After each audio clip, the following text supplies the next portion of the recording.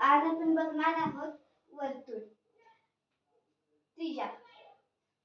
वर्तुळाच्या केंद्रबिंदूतून आणि वर्तुळावरील बिंदू यांना जोडणारी रेघ म्हणजे वर्तुळाची त्रिज्या होय. वर्तुळावरील कोणतेही दोन बिंदू जोडणारी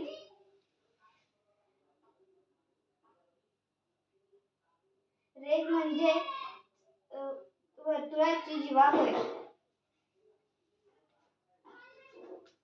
जीवा CE.